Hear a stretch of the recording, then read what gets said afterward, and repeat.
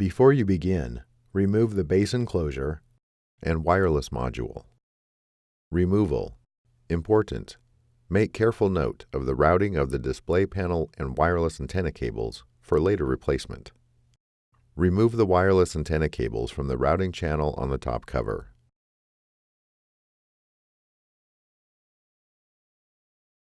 Using minimal force, lift the locking bar up on the display panel ZIF connector and disconnect the display panel cable from the system board. Remove the display panel cable from the routing channel on the top cover.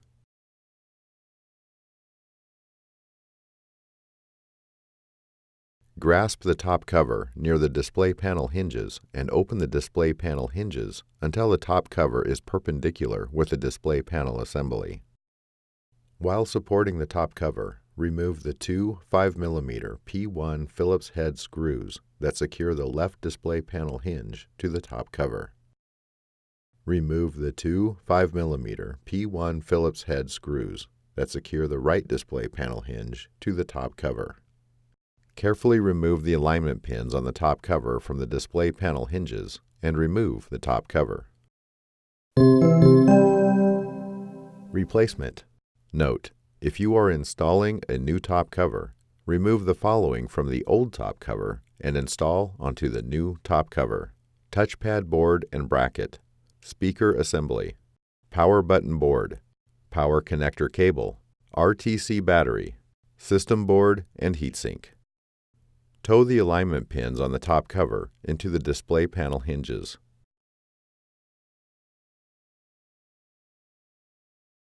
Replace the two 5mm P1 Phillips head screws that secure the right display panel hinge to the top cover.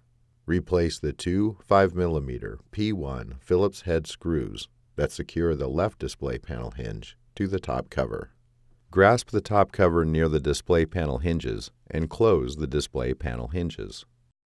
Insert the display panel ribbon cable into the display panel ZIF connector on the system board and press the locking bar down to lock the cable into place. Route the display panel cable through the routing channel on the top cover. Route the wireless antenna cables through the routing channel on the top cover.